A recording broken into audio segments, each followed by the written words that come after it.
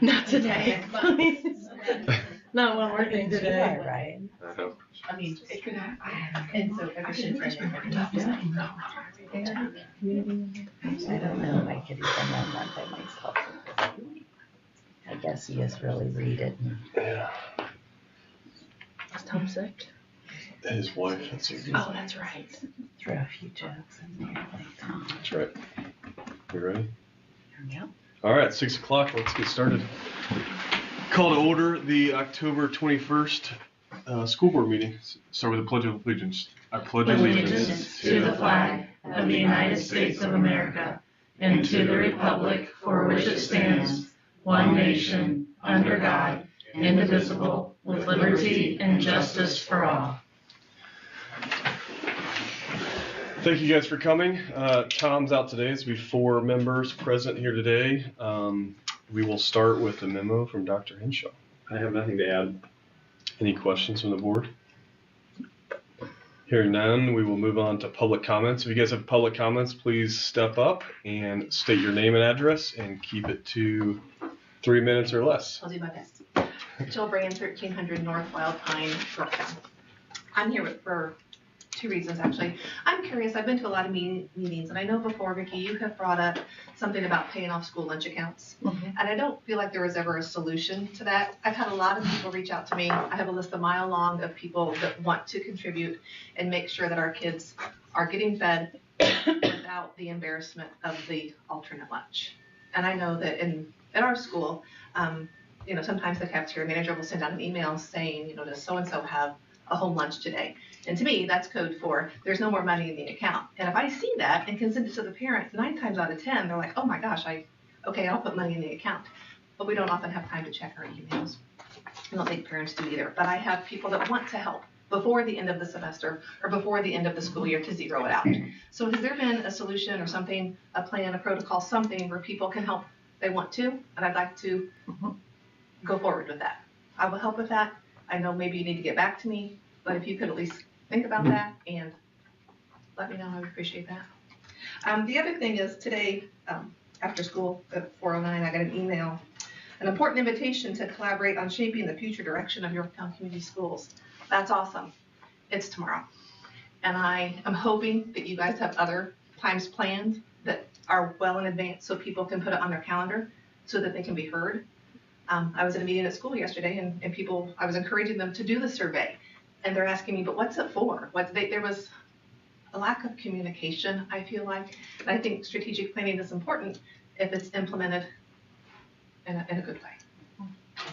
Thank you. Thank you. We'll get back to you on feedback on the lunch accounts. Thank you. That works. Thanks. Thomas Fry, 3691 South Bell Creek Road. There's a lot of things going on in our school system. Good, bad, other people may be disgruntled over the survey, whatever. I'm here on a good note. Actually, 1 year ago, my son was diagnosed with type 1 diabetes. He's a 2nd grader at PBE. And I went to just take the time to personally thank 4 women in that, and administrators and teachers from PVE for the excellent job they've done. They've set the bar incredibly high for the rest of the school districts. So Yorktown Elementary, middle school, and high school, we expect the same level of engagement and encouragement that, first off, Mrs. Edding gave, helping us get a 504 plan addressed. Mrs. Schultz, his 1st grade teacher, she was amazing, always in contact with us, communicating how he was doing. Mrs. Turner, who has been, thank you, Kelly, who has been not only just a supportive person, she also has a lot of compassion and understanding about diabetes for her personal reasons as well. So I want to thank them, and most off, Mrs. Morey has been absolutely amazing. So with that, I want to thank the board for making sure that there are such good, professional, and caring individuals within our school system. Where we have all this planning, things like that going on. It's important to take time to thank people. And for my family, Bottom of our hearts, thank you to those women and the school district itself. So thank you. Thank you. Thank you. Thank you. Good job. Anyone else? All right, hearing none, we will close public comments and move on to the consent agenda. Dr. Henshaw? I don't think there's anything out of the ordinary there. So if there are no questions. Motion to approve the consent agenda as presented. Second. We have a first and second. Any comments? All in favor say aye. Aye. Aye. All opposed, same sign. Motion carries 4-0. Moving on to reports, Dr. Henshaw, Teacher Appreciation Grant. I just want to be sure that I share in public the beginning stages plan here for the Teacher Appreciation Grant.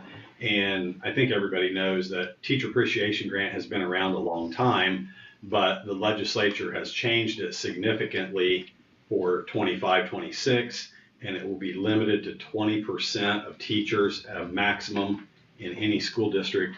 And there are 3 award amounts that are established by statute. And I'll be honest, my initial plan was just not to apply for the money. Philosophically, I wasn't sure that that's where we wanted to go. But we have received a lot of guidance from our state associations that it was probably not a good idea to turn the money down.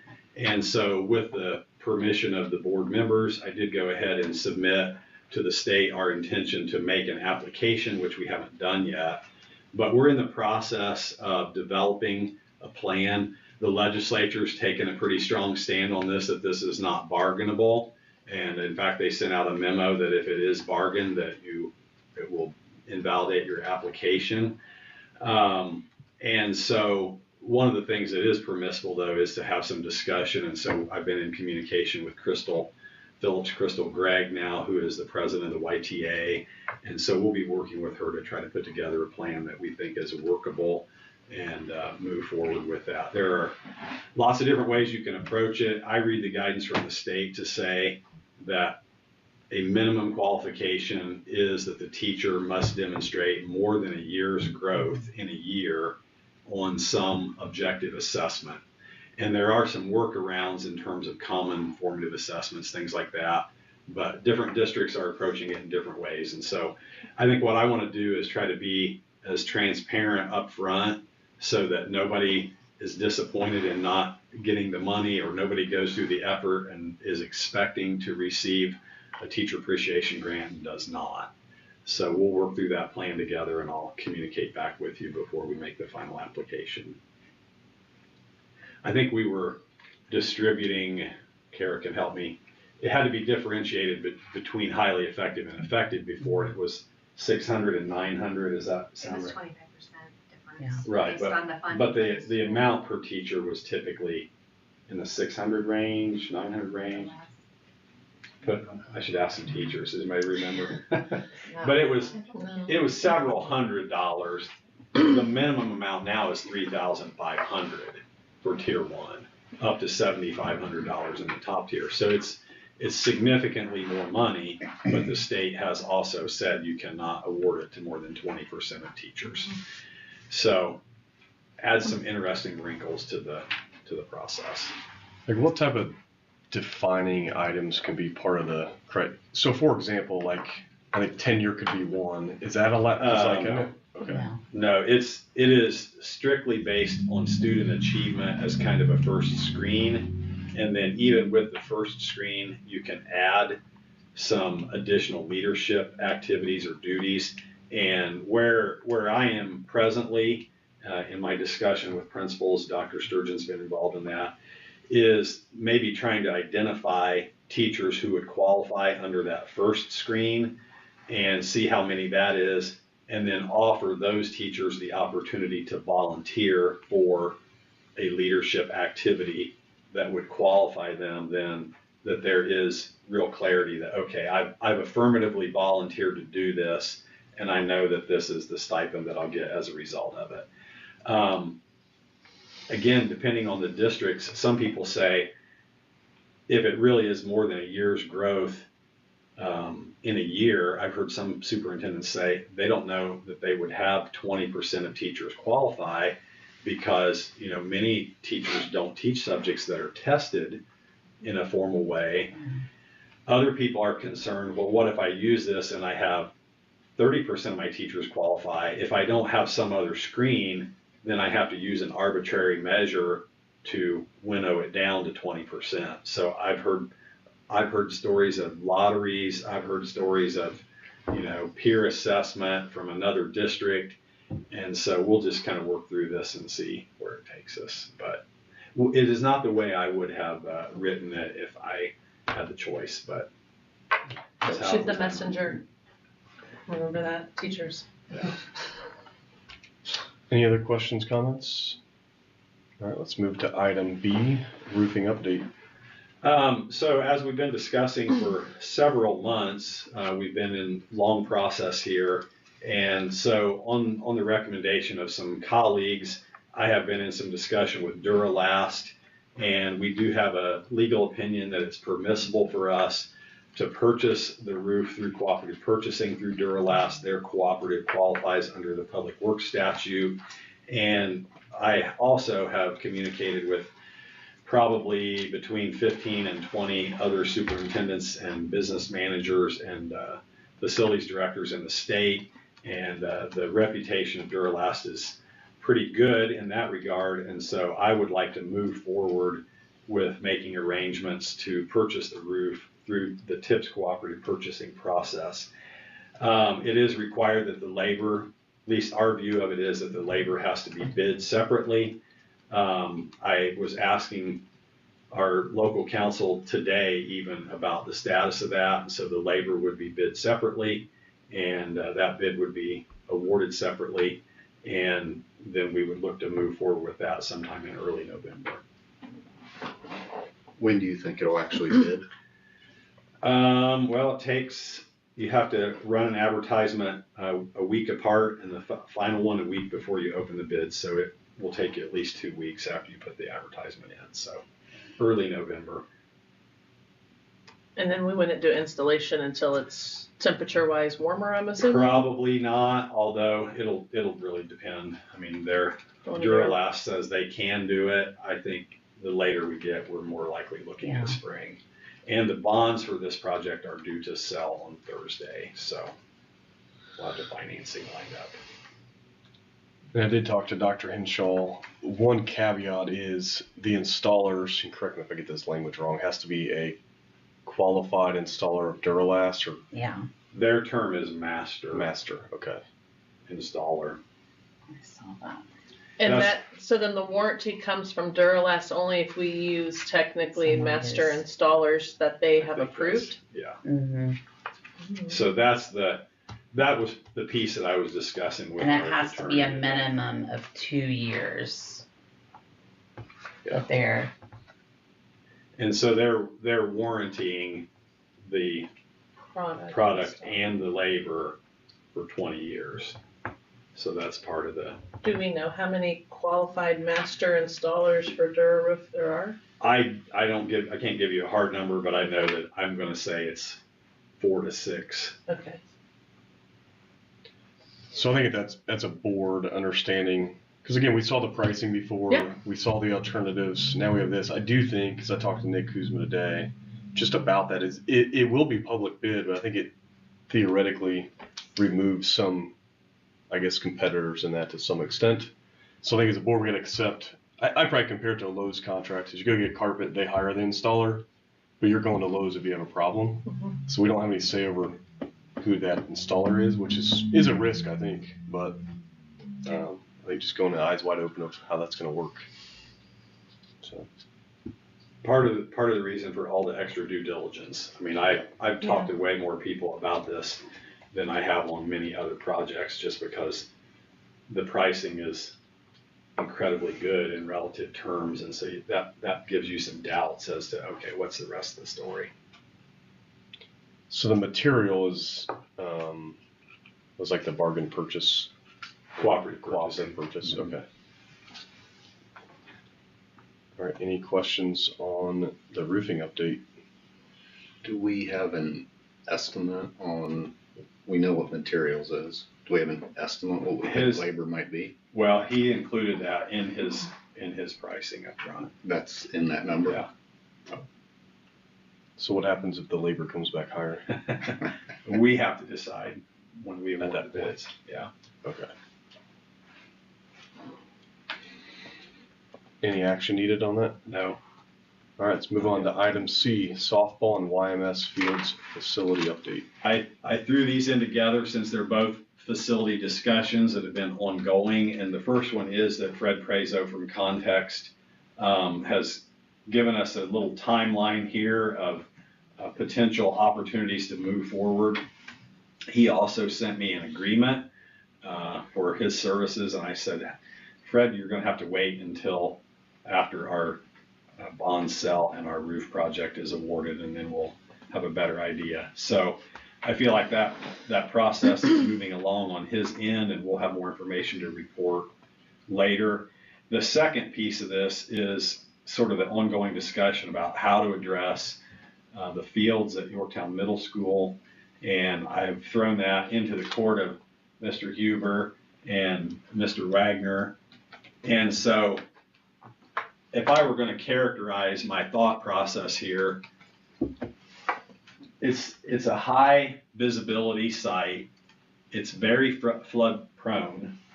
And in terms of value, I'm not saying it's of no value, but it's a lower value site in terms of comparing that to varsity facilities, classrooms, things like that. And so I think that's been a contributor to, okay, how are we going to say we're going to fix this? So one of the factors that's there is that the field that baseball is using for practice was a softball field. So outfield fencing is not exactly the right distances. And so just again, to get right down to the bottom of it, what I have suggested that I want pricing for is improved and maybe even completely replaced fencing all the way around, and we would replace all 4 of those remaining dugouts with chain link dugouts and shade cover. And part of the thought process on that is that if you've been around, this floods about once every 3 years.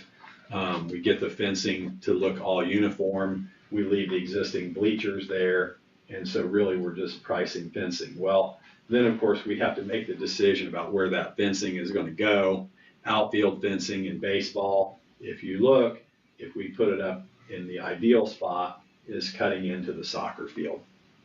So again, I'm starting year 9 at Yorktown, and it seems like every time we start to talk about this site, well, if this, then this. And so do we want to invest in considering shifting our soccer field to the east in order to get the baseball outfield the way that would be ideal? And if so, then we need to have some consideration about what that would take to do that. So let me stop there. Mike, what am I leaving out? Well, so there's also a significant number of poles that are in the outfield currently, or with like this proposal that would need to be removed. The scoreboards that are out there right now do not work, so there'd be potential replacement of them as well. And then I think we've talked about seeding or sodding the infield of the baseball diamond to kind of make it more similar to what the high school field is. And then a lot of the rest of it is just kind of filling in dirt, low spots. We do have fill. Yeah.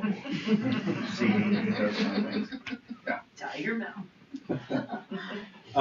Do you know, are these used for practice or games? Practice only. Practice only. Did you guys ever play softball games on it? No. It was scheduled, just canceled? I don't think we ever officially had, I think maybe we had one game, but I think rain took us out on that one. But even when we walked it in its current condition a couple years ago, to play a game there was just going to be very much last resort. But I think with the improvements, you know, depending on, because some of it was also safety, like some of those holes in the outfield are big. And so if you could, I think you could potentially for I'm talking like middle school, not to say that I coach middle school, so it's not important. But I think you could possibly use it depending on the level of improvement you wanted to put into as game. Now, baseball, I think that's maybe a different story, but it's certainly, I know it also, since we did the infield improvements, I know it's utilized by a lot of local, like, there's always youth baseball teams out there all the time, so it gave them another opportunity, another place to practice, but potentially, but there'd have to be some pretty decent upgrades for it to be game ready. And I think the thought process here is that it's primarily for practice, but in the event of a really tight schedule or a scheduling pinch or a rain out that had to be rescheduled, that we would ideally at some point want to get it to the condition where it could be used for middle school games as an alternative site. So, and to the point Mr. Huber made about the posts, the light poles and all that, I think we've already made arrangements to have a local contractor come in and demo all those. We're just waiting for him to show up and do that.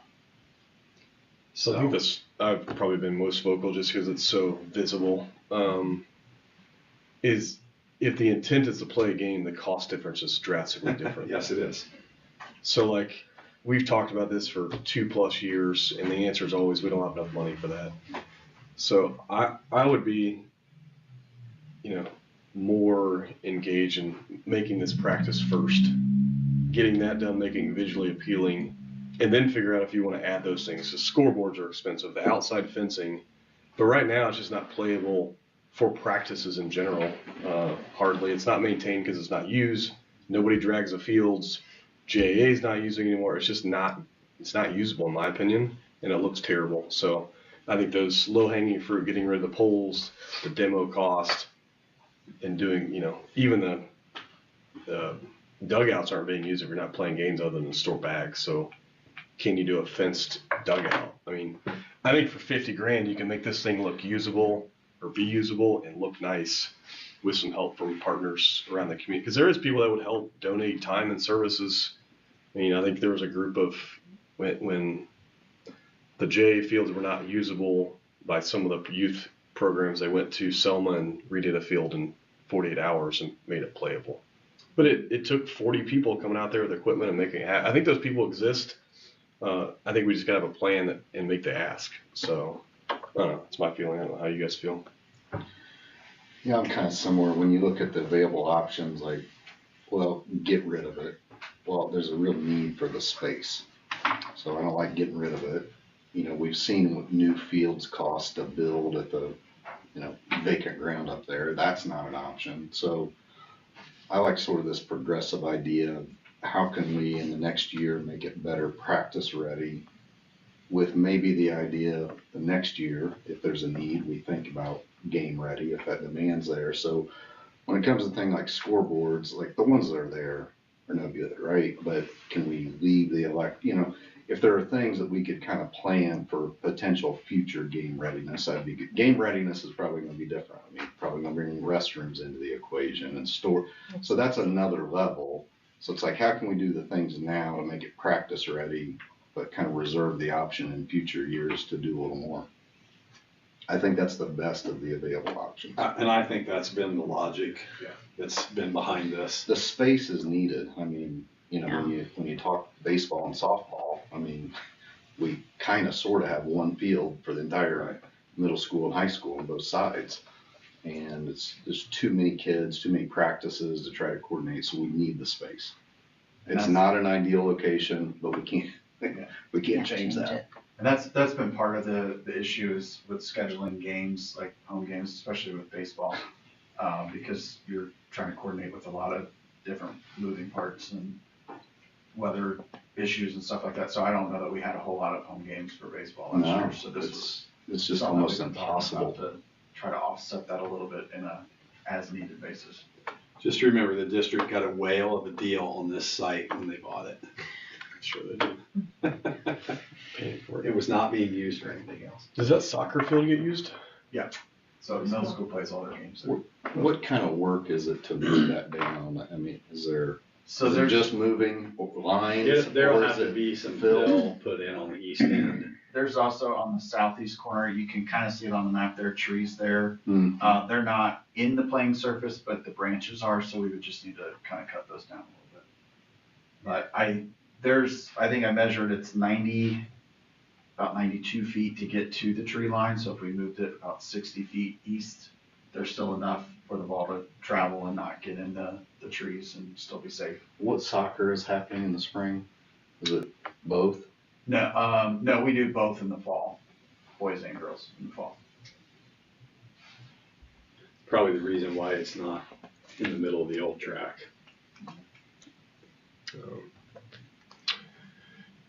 Because that space is also being used by football. Yep. I thought in our original talk of this, though, that's the reason why we demoed the existing concession stand. We didn't want to put money into a building that was sitting in the middle of a floodplain. And so if we're going, it's like we're going kind of backward. Like, I'm all about, if you want to make it a practice facility, but to make it a practice facility that then's going to lead into bringing it up to the game standard with restroom, concession stand, handicap accessible walkways. I mean, that all stuff. I don't think we would put a restroom building back on that level. You know, if you were going to do that, you'd probably look for a spot higher above the flood line.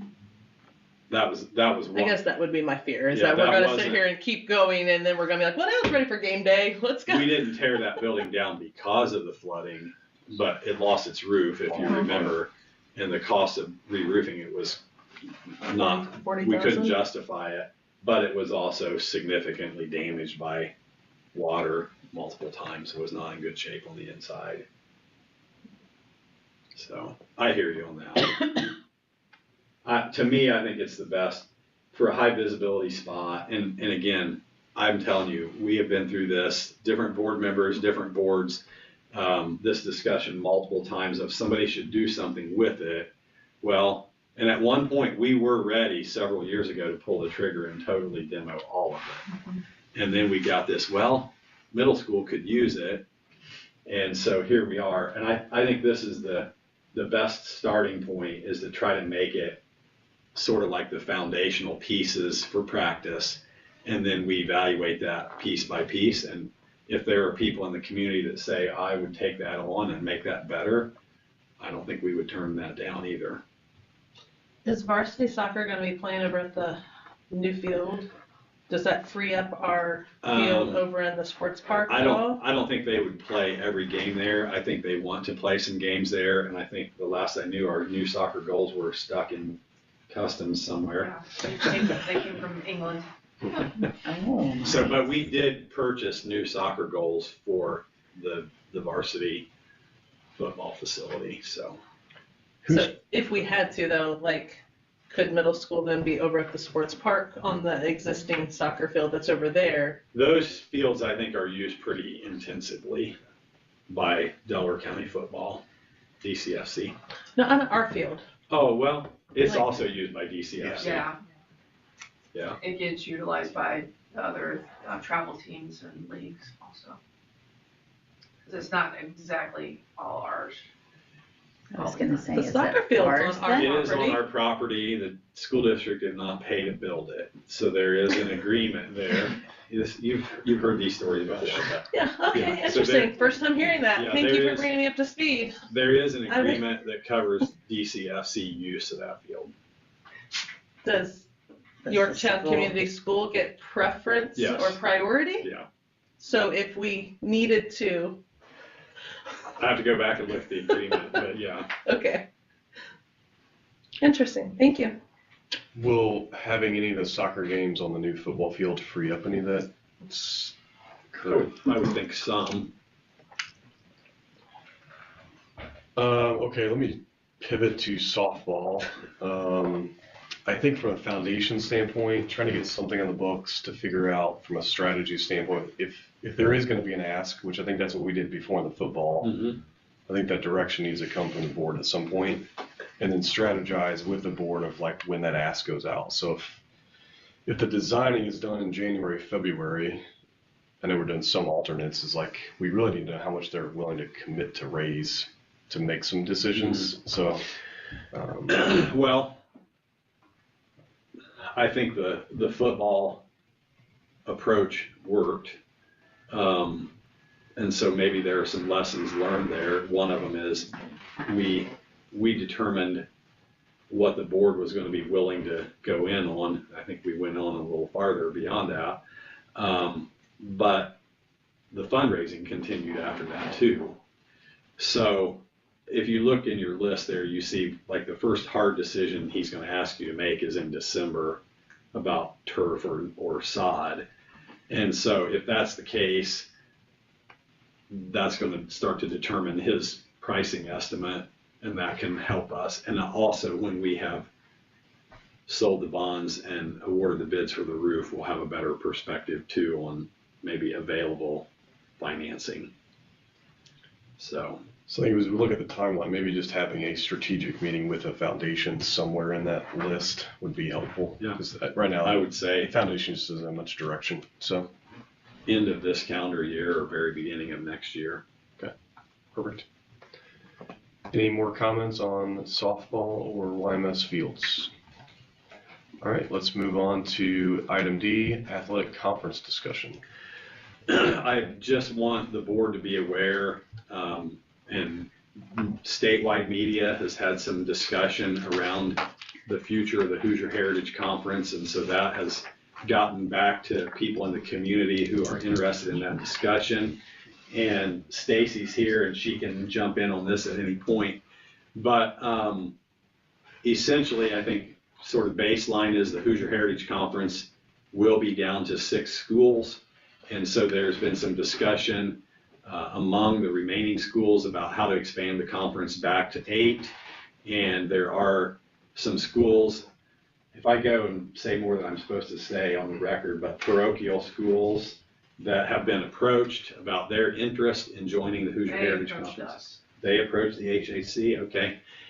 And so that discussion then is happening within the current members of the Hoosier Heritage Conference. And again, that represents a change in what the conference is, becomes more of an Indy Metro conference, even more so maybe I should say. And for the whole history of the conference, it's always been public high schools in it. So that's a little bit of a change as well. And as I understand the bylaws of the HHC, so the principal and the AD are on the board of the conference. That's how the bylaws are set up. But it takes a 3/4 vote to add a school. Is that right? Yes. So Yorktown and Delta are sort of the outliers geographically of the remaining 6. The other 3 are in Hancock County and then South Madison, Pendleton Heights. And so in order to expand the conference, it would take the vote of either Delta or Yorktown or both to add a member. And so there's been some discussion around that. Then in the midst of all this, there's been an effort made to organize a new conference. I think Newcastle has been one of the leaders in that. And so this conference has not formed, but there's a potential to form a new conference of mostly 2A and 3A schools, some former MEC, Mid-Eastern Conference schools, and former Tri-Eastern Conference schools, as well as Newcastle and maybe an independent school. So we're not unaware of this discussion. I think we've even had a board level discussion as recently as last month. I asked Mr. Heidenreich and Ms. Brewer to survey our varsity head coaches for their opinions on going, staying, reorganizing, and I shared that with you, and you can see there's lots of different opinions out there. If I were going to summarize, I don't think it's a consensus opinion, but I think a plurality of our head coaches would prefer to stay in the HHC for the time being, and I think that a strong majority of our varsity head coaches is really not interested in getting into a conference that is primarily 2A schools. Mm-hmm. The other thing about that is that many of our sectional, most of our sectional opponents are not in that conference. And so you think about limiting your ability to compete against the people that you're going to compete against in the postseason. That's been a consideration. So why don't I stop there and you can fill in my gaps.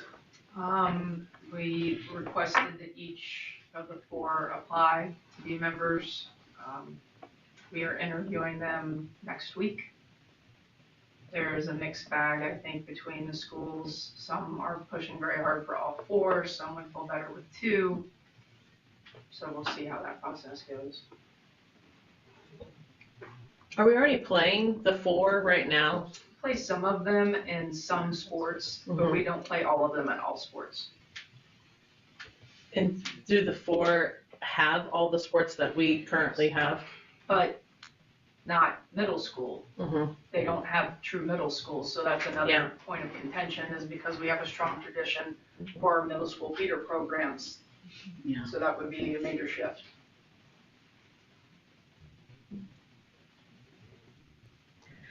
I know this is gonna come from the public teacher standpoint, where sometimes I want to support just our public schools, and I sometimes have strong opinions against our parochial and private and charter schools, and so this is going to eventually, if the future of public education in Indiana, if we're worried about preserving that, every time that you allow another opportunity though for those students, it's possibly taking away future public education opportunities down the road.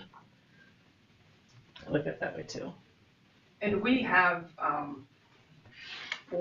because we've known about this for well over a year, we have solicited quite a few publics to join.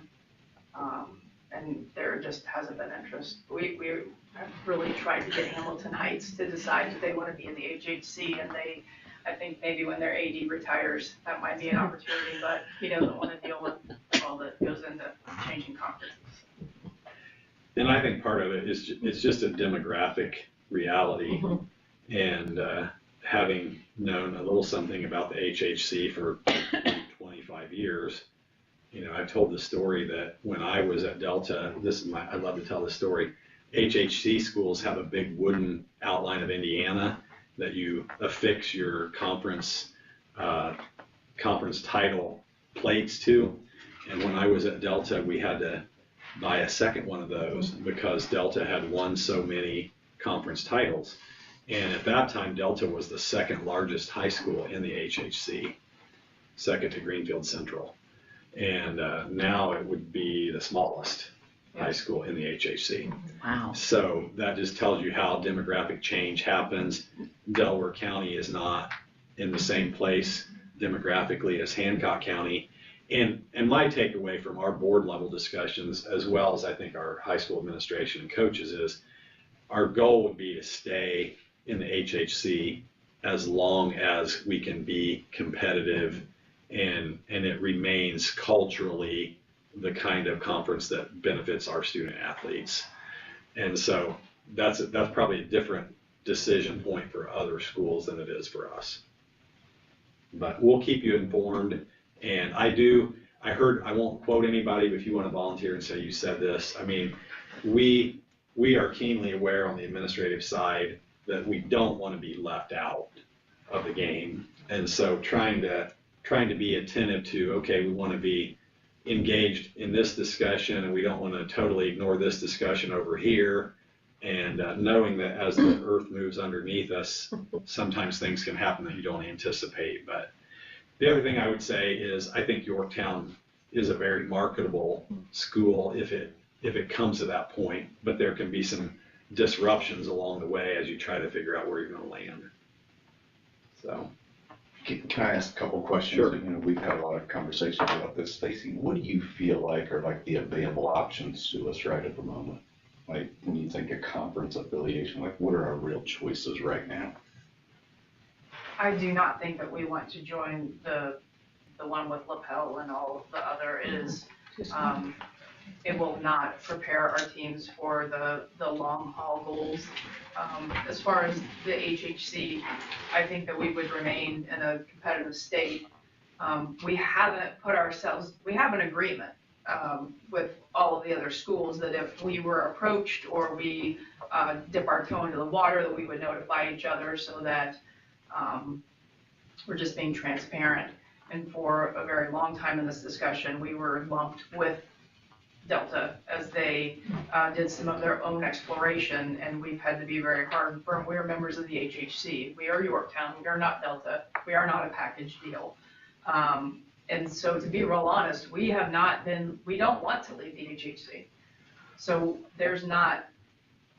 should we decide that we don't want to be a part of the HHC and that's the charge, is to find another conference, I think that for us as Yorktown, it wouldn't be super hard. However, I do think that travel could become more at play because of the types of conferences we would want to join. It would probably mean more travel for us. So I'd be interested in that. From my perspective, there's very few options. And not that we wouldn't be attracted, but I don't know that there's openings, right? And so if we agree that the Eastern Crossroads isn't a good fit, it's like, well, what other options are there? So that takes us back to the HHC, right? The 4 schools that approach the HHC, do you feel like from their perspective, that's a package deal for them? All 4 or nothing?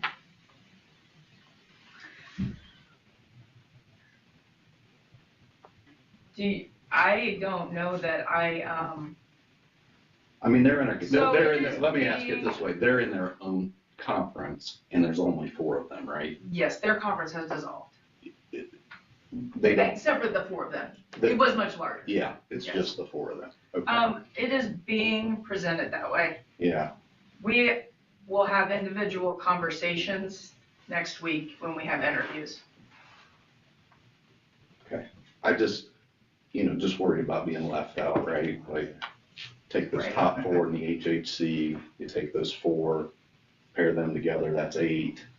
So- There's one school in the HHC that is pushing hard for 4. That is it. So yeah, just, And you have to have 3/4. yeah.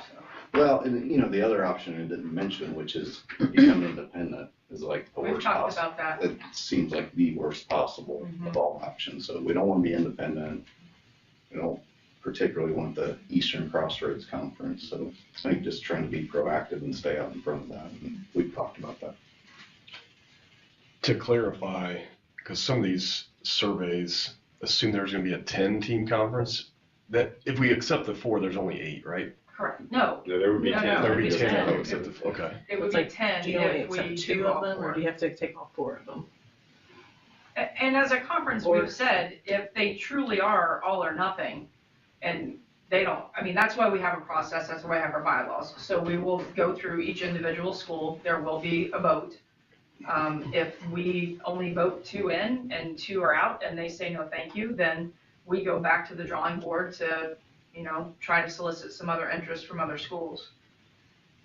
What are the downsides to taking the 4? Like, what's the 10 concerns? 10 gets very challenging whenever you're trying, especially in football, when you're trying to establish all your games. So challenging from a scheduling 9. standpoint. Yes, 9-week regular season. correct. Yeah. So then you have to have rotations, or do you do big schools, small schools, and then how do you determine conference titles? Yeah. Just across the board, when you get into 10, it just is a different dynamic. 8 is nice and manageable. I have to go back to, I feel like the first summary of this, I feel like we were the only ones that had concerns with 4. Are you saying now that's different? I don't know. I'll go But that back, is- because that's the way, I may have misread it too, but I think some of the original correspondence, like everybody's okay with it, but we prefer to only have 2.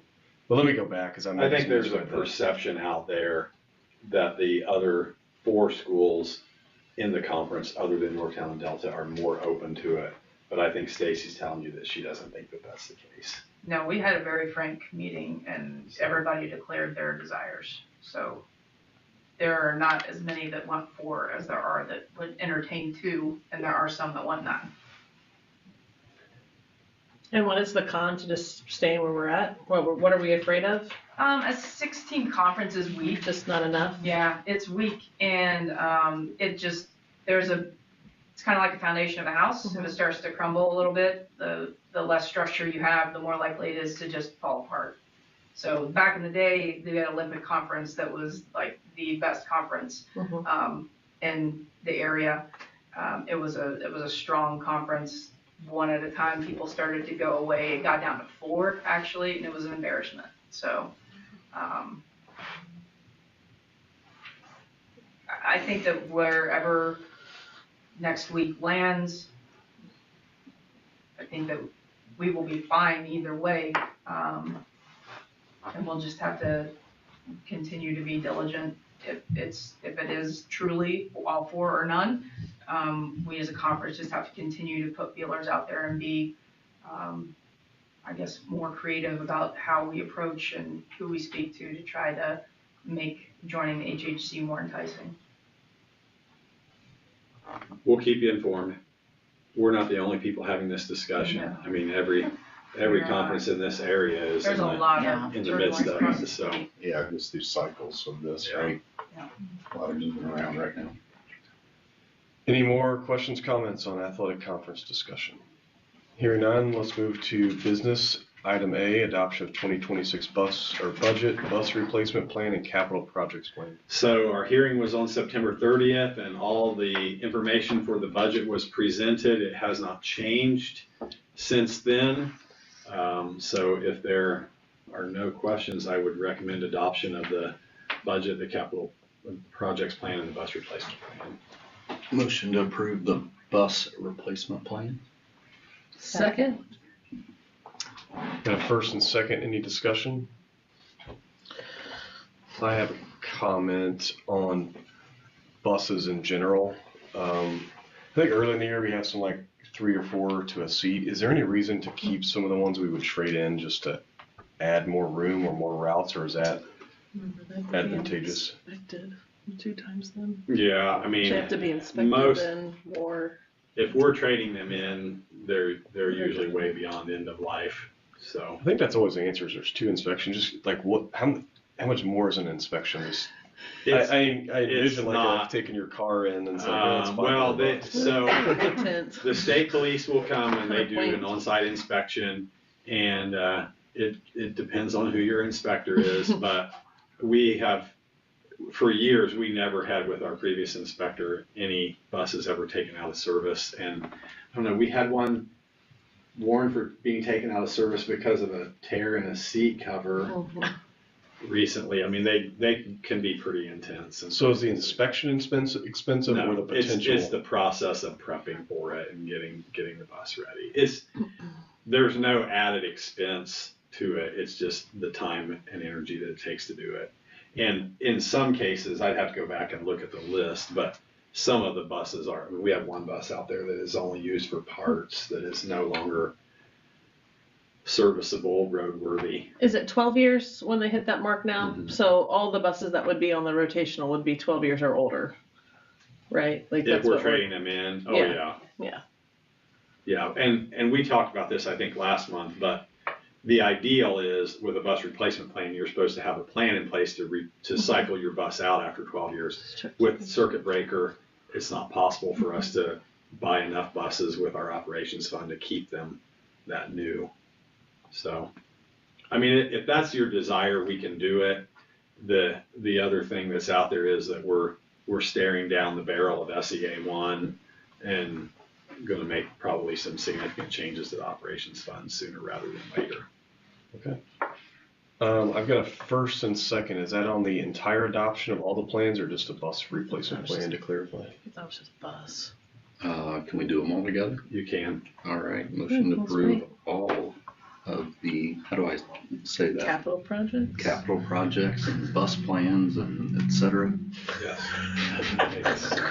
There's like 1, 2, 3, Not 4, sure I can 5, second 7, that. 8 of them. I have a first for all of them. Preferably Second. resolutions 2025-04. Thank you, Kara. Thank you. That. That's exactly what he said. That's what I There's a heard. lot of titles You're there. That's a lot. approving 3 separate, well, actually 4 separate resolutions. Mhm. And you always put one in to do the reductions too. So, but they're all related to the 2026 budget. Okay, if I have a confirmation, I have a motion to approve all 4 resolutions in item A. That's what I said. Yes. I have a first. Do I have a second? Second. A second. Any comments? All in favor say aye. Aye. All opposed, same sign. Motion carries 4-0. Item B, spring 2026 transfer students procedure. This is something that we do every year since we have 2 count days, and we do have space in several of our grades, especially K6. And so this would just be approving this process so we can get that out on our website and take any new transfer applications that would come in for the spring, and also sets up the procedure for the lottery if we need to have that. Do I have a motion? Can I Yeah, sure. discuss for, so on our kindergarten, didn't we go down this year? We said, Yeah. so So, yeah, is we this might- 51 is yeah, going we- back to 9 teachers then in Right. K? Right. If we get to 51, we'll talk Okay. before spring. If You we, are correct. Yeah. okay. I think that's unlikely, but that's our old cap number of 225. You are correct that we did go down to 8 sections of kindergarten. Any other comments, discussion? Can I have a motion? Motion to approve the transfer student procedure. Second. The first and second. All in favor, say aye. Aye. All opposed, same sign. Motion carries 4-0. Item C, second reading and adoption of Neola policy updates. So these have not changed since you saw them in September, and I would ask for approval if you are willing to do that. Board, do I have a motion? Motion to approve the second reading and adoption of the Neola policy updates. Second. And I think First you and read them all last second. night. Any discussion? All in favor, say aye. Aye. All opposed, same sign. Motion carries 4-0. Closing comments from the superintendent. The good news is I have another whole set of policy updates that I just handed off to Mrs. Lowe to start keying in today. So Neola keeps us busy. Congratulations to all of our teams that have won sectionals so far, with some still playing and contending for that. So that's fun to watch. That's a high percentage of our fall teams that have won sectionals, and so it's always fun to see that. I did want to mention that I gave a tour of the high school facility with the help of Ms. Brewer and Mr. Bloom and some others to the Yorktown Chamber of Commerce this morning, and so I think they were excited to get in there and see what was unfolding. That was fun to be able to do that. And then also I wanted to mention about administrator assistants. Their process is going along, and yes, I mean, that is on us about the notification for the meeting on Wednesday. There was actually a reminder email that was supposed to go out last week via our Bright Arrow system that did not go out. And so we'll send a reminder out tomorrow again. We'll see what kind of response we get. And I've already been in communication with administrator assistants. If we need to add another meeting, we will try to do that. So sorry for the confusion on that. That's all. Thank you. Closing comments from board members. Ms. Nyworth, you.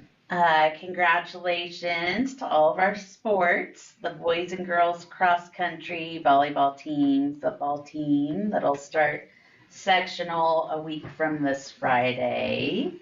And they just played 2 great games against Mount Vernon.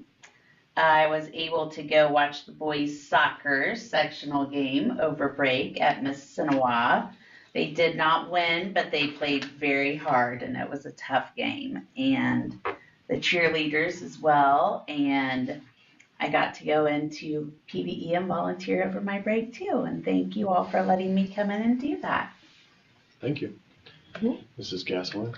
I just wanted to say thank you to those that came and spoke tonight. And yes, Dr. Hinshaw and I had been in deep conversation about the lunch accounts prior to the end of the school year last year. So we were trying to find some solutions to that situation. So we'll try to revisit that again. I received a few phone calls over the past couple of weeks of just parents wanting to express their gratitude for our teachers within the building, taking the time to go the extra mile. It might be something as simple as maybe it was a kid that was cut from a team or a sport, and another adult reached out to them and said, hey, I could use you in this manner.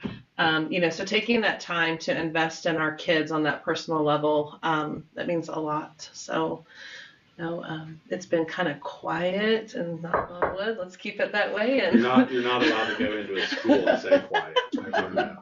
but no, thank you to our teachers for doing those things that they're not big accolades, they're not huge accomplishments in the public's eyes, but they don't go unnoticed. So thank you very much. Thank you, Mr. Brooks. Nothing too much to add, but just thank you to teachers and administrators and public for coming to the meetings. We appreciate it. I know there's other things you could be spending your time on, so appreciate you coming here. And yeah, it's been a good fall sports campaign. Yeah. I echo everything else and just thank you for the work that you guys have done. Thanks for the foundation. There's a lot of time that nobody sees that goes behind the scenes of teachers, obviously. And I think, appreciate kind of working through the grants, because I think it would have been a shame to give that up, even though I know it's going to be a pain to kind of cycle through the best way to organize that. It's still a win for at least 20% of the teachers, so I think that's a benefit. So I'm glad we're kind of working through that. Appreciate you guys on the facility side. I know we're getting closer, but we're getting there. So thanks, everybody. Have a good night. We stand adjourned at 7:53.